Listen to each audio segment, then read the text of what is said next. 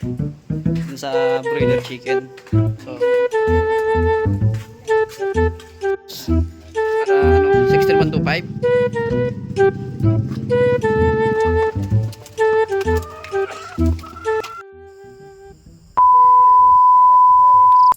For today's video mga ka-commander, order tayo ng broiler chicken kung saan ito yung mga pinapaitlog na manok o yung kal kung tawagin mga commander. Alam ko mga commander may edad na ito, pero ayon sa mga nakabili na taga dito sa amin, talagang nangingitlog pa itong mga manok nito kahit medyo may edad na siya. So mahal din kasi ang brand, ang ano nito, yung mga bata nito. So gugugol ka ng malaking pera. Pero ito pagtsatsaga natin mga commander kung kikita tayo mga commander. Bare, 100 manok nga pala ang in order ko mga commander. Ito na yung ano, yung isang tricycle top down na kung saan na ayun deliver na doon sa aking hulo. Sa aking hulo talaga. Kung nakita niyo mga commander, may itlog oh. Nakakatuwa naman. So ayan, nilipat na nila kuya yung ano, yung manok. So tara, let's go. Shout out po kay Renz. Yan, basta okay lang na ano? Paano dito? Sige po. Lapit nyo na lang para hindi marapan. Kulak. Yan, so mga commander, si kuya. Anong pangalan mo kuya? Christian Dino po. Christian Dino. Ayan, shoutout mo yung mga taga-Kalapan dyan. Shout out po kay Marway Nacionales. Ikaw boss, ito mga taga-Kalapan dyan. Taga-Kalapan din po. So taga-Kalapan sila oh, dito dumayo pa dito sa Bungabong. Nag-order kasi ako ng ano, nagbabaka sakaling kumita dito sa broiler chicken. Broiler 'di ba diyan? Kal. Hello, pal. At tingnan mo ng itlog kaagad oh, nakakatuwa. So ayan, malay mo maging successful itong binabala kong business sa pagmamanukan ng broiler chicken na marami pa tayong kasamahan nila kuya. At sa mga gustong umorder, ayan kuya. Ayan, order na ako kayo. Ayan. So gustong umorder ng manok, ng ganito, ayan, kontakin nyo ako para makontak natin sila Kuya Dino. Ayan. So para deliver lang na deliver sa akin si Kuya Dino. Tama, Kuya Dino, tama? Ayun oh. Baliliksi pa ang manok. Oo mo, nakakatuwa oh. Di pa nga ako, gusto, bala ko pa nga pabubugan, dinali-dali niya ako. Magkano bang itlog ngayon?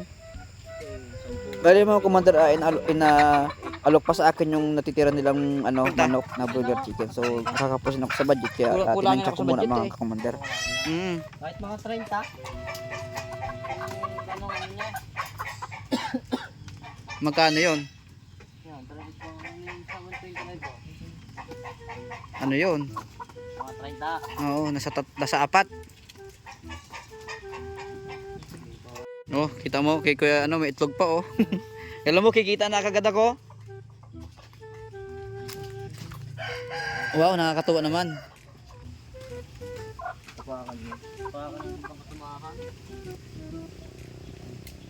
Kahit ito 99 na lang. Hindi na lang ko wala. Pakatayin niyo sa inyo. Makapatay lang ko na rin. Oo nga, dahil kanina parang ano pa eh. Ipit. Mga samahan niya. Diyan mo naman tukutay. Wala na dito yan. Nandiyan na lahat. Sige, papuntahin nyo dito yung ano. Kahit by 5 peraso. Nilang mga broiler chicken na idilipat sa aking kulungan. So nag-decide ako na talagang dadagdagan ko pa yung broiler chicken ko. So sana kumita. Alam niyo mga commander, itong mga broiler chicken talagang nangingitlog kasi nga mga commander, ulitin ko, may mga taga dito sa amin na bumili at tinanong ko kung talagang nangingitlog pa talaga yung mga manok nito. So nangingitlog mga commander nangingitlog. So bale mga commander, first day na nandito tong broiler chicken. Kung nakikita nyo yan, oh, kalat na yung itlog. Nakakatuwa. So ayan oh. Kabibili ko lang ng patokan niya, wala pang layer feeds na nabili ako. Kaya mamaya bibili ako sa bayan. Pero kung nakikita nyo mga commander, kalat ng itlog oh, nakakatuwa. So marami na ako kanina pick up. So talagang parang di ko alam kung di ko masasabi. Pero maganda ang itong broiler chicken oh. Ayan. Yun po oh. Tabi mo natin to. No, meron pa. So ito pa. Kalat yung itlog, tapos dito may itlog pa dito, baka mapakan. Lang.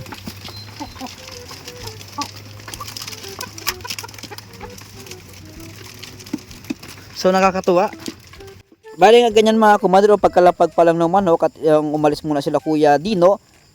Talaga mga kumadro, kalat talagang itlog, talagang nangingitlog tong legit na nangingitlog pa itong broiler chicken ito, yung karne ito. So kung nakikita nyo, dampot ako ng dampot dyan kanina dun sa video. So nakakalat yan, kung yan nakakita nyo mga commander, di ba?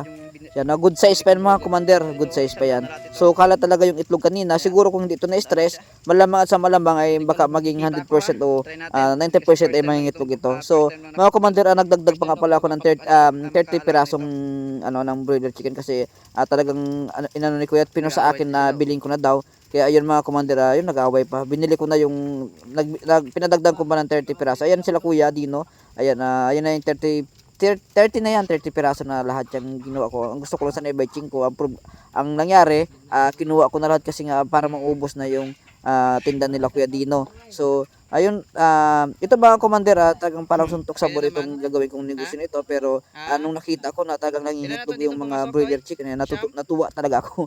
Nakakatuwa talaga, as in talagang gumugulo yung itlog. Hindi ko alam kasi, isipin nyo, galing pa ng kalapan, na-stress tapos ng itlog pa.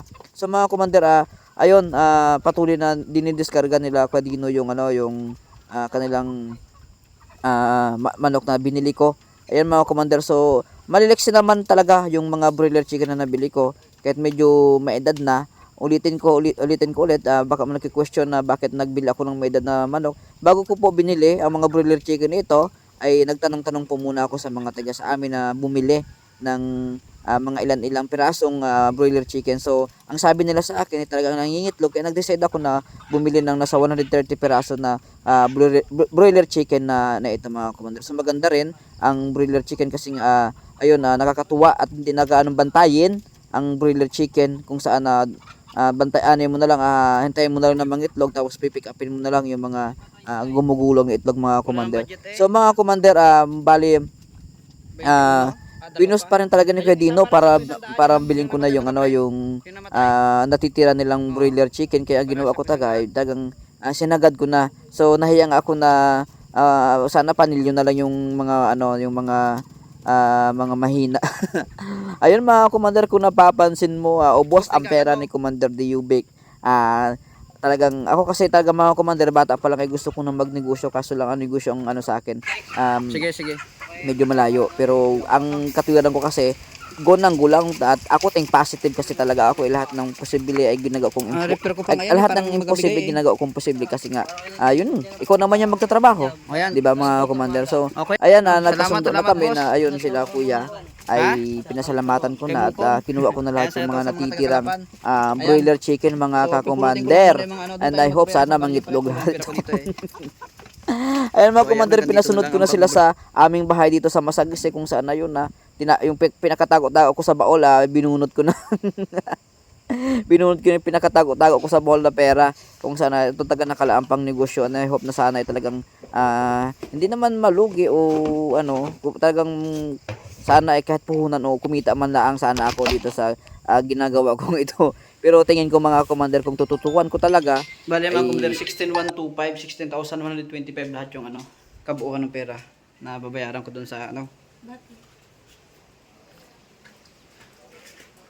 dun sa broiler chicken.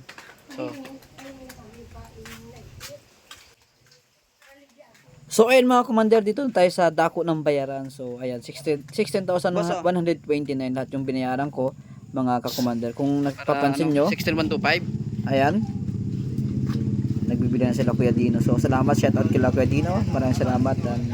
Ganyan pa silang kalapan, binahay pa nila yung 16,125 broiler chicken dito sa Bungabong. So shout out, maraming salamat, and I hope sana maging successful yung pagbili ko nito at kumita ako. Ayan. So ayan, shout out nyo na yung mga taga kukuha sa ulit inyo. ako pag ako kumita. So ayun mga ka-commander, hanggang dito na lang. Maraming salamat at shoutout po sa lahat po ng mga nanood, at sana po supportan niyo po lagi si Commander Diubic at update ko po lagi kayo sa nangyari dito sa broiler chicken. Panoorin nyo na lang mamaya. Ikikita. So yan mga commander, yung kuya ko na Kumayan yan. ng Sa sticker. ng isa. Yun ang pinakampanya. Sige ba, So salamat maraming salamat Malay mo sa yung inyong makachimpo. lahat.